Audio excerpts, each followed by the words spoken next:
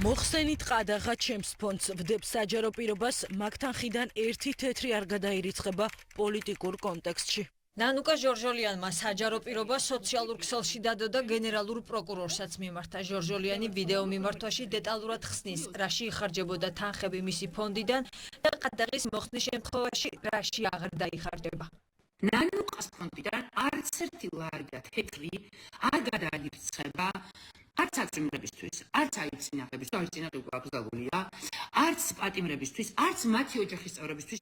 ოპოზიცია ფონდების დაყადაღებას ხელისუფლების შიშით ხსნის, ამტკიცებენ, რომ თანხების ხარჯვაში დანაშაული არ იკოთება.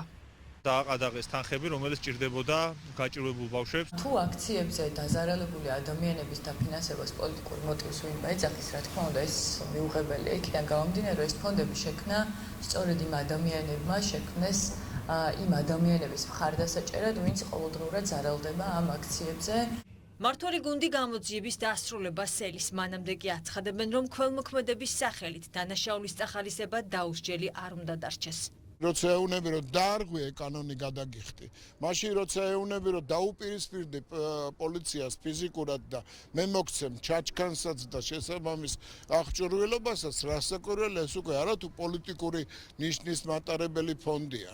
ეს არის რევოლუციის ნიშნის მატარებელი ფონდი. არაერთ საჯარო განცხადებაში უთქვამთ, რომ აქციების ორგანიზებისთვის, იმ ადამიანების კვების თუ სხვა ნივთებით მომარაგებისთვის იხარჯებოდა ეს თანხები და მათ შორის რაც პირდაპირ დანაშაულის ხელშეწყობა არის, ეს არის იმ ადმინისტრაციული სახდელების გადახდა, რომელიც წესით უნდა იყოს გარკვეული შემოფერხებელი ბარიერი დანაშაულის ჩადენისთვის. ეს რომ აღიარება ძალიან კარგად გაითვითცნობიერა ჩვენმა საზოგადოებამ, ამ აღიარების გარეშე ჩვენ ძალიან კარგად ვიცოდით აქამდე სად იხარჯებოდა ნანუკა ჟორჟოლიანის ფონდიდან და არა მხოლოდ ამ ფონდიდან გაღებული თანხები, რომ ისინი რეალურად რადიკალებს და დანაშაულებული ფონდებებს აფინანსებდნენ საქართველოში.